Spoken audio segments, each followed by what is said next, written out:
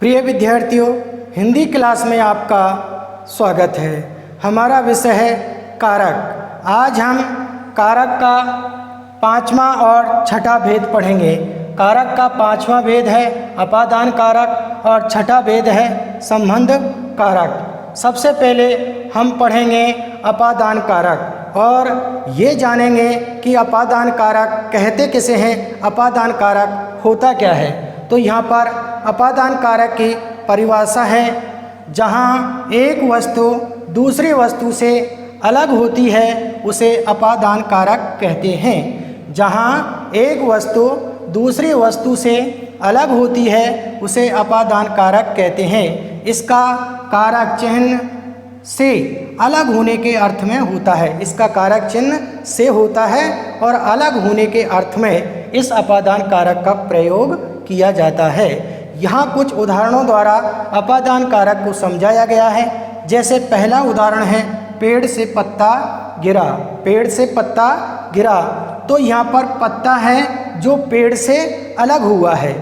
पेड़ से पत्ता अलग हुआ है, इसलिए यहाँ पर इसका कारक चिन्ह तो है से, और पत्ता इस पेड़ से अलग हुआ है, इसलिए पत्ता यहाँ पर अपादान कारक है। और पेड़ से पत्ता गिरा ये वाक्य है, ये अपादान कारक का उदाहरण है। इसी तरीके से हम दूसरा उदाहरण पढ़ते हैं। हिमालय से गंगा निकलती है।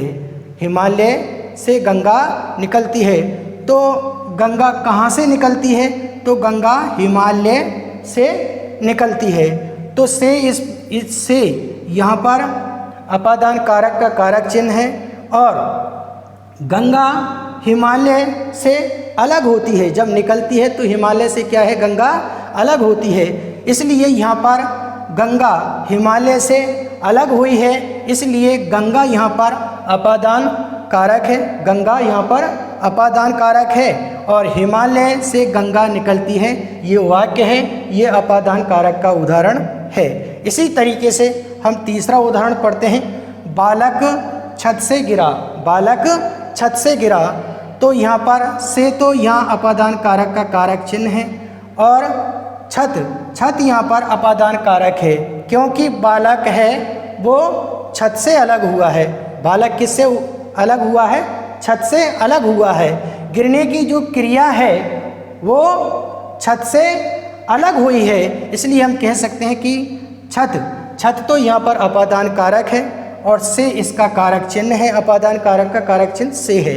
और ये बालक छत से गिरा, ये बालक छत से गिरा ये वाक्य है, ये अपादान कारक का उदाहरण है। इसी तरीके से हम कारक का छठा भेद पढ़ेंगे, संबंध कारक। सबसे पहले हम ये जानेंगे कि संबंध कारक होता क्या है, संबंध कारक कहते किसे हैं। तो यहाँ पर संबंध कारक की परिभाषा है, जहाँ एक संज्ञा व सर्वनाम का संबंध दूसरी संज्ञा व सर्वनाम के साथ प्रकट होता है उसे संबंध कारक कहते हैं। इसके संबंध कारक के कारक चिन्ह का, की, के होते हैं। यहाँ कुछ उदाहरणों द्वारा संबंध कारक को समझाया गया है।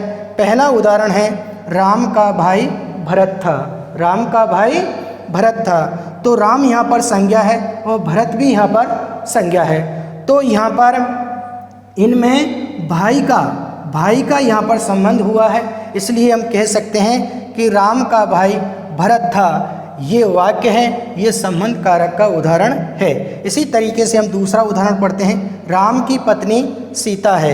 राम यहाँ पर संज्ञा है और सीता भी यहाँ पर संज्ञा है। राम और सीता में पति पत्नी का संबंध व्यक्त हुआ है या पति पत्नी का संबंध प्रकट हुआ है, इसलिए पत्नी यहाँ पर क्या है, संबंध कारक है। और राम की पत्नी सीता है ये वाक्य है, ये संबंध कारक का उदाहरण है। इस तरीके से आज हमने कारक का पांचवा और छठा भेद, कारक का पांचवा भेद है अपादान कारक और छठा भेद है संबंध कारक। इन दोनों कारकों का विधिवत रूप से विस्तार पूर्वक अध्ययन कर लिया है। आप इसे अपनी उत्तर पुस्तिका में लिपिबद्ध करें ताकि इनसे संबंधित प्रश्न आपकी परीक्षाओं में पूछे जाते हैं तो आप बड़ी सरलता और सुगमता के साथ उनका उत्तर दे सकते हैं। आज के लिए इतना ही, शेष कल पढ़ेंगे। Thank you.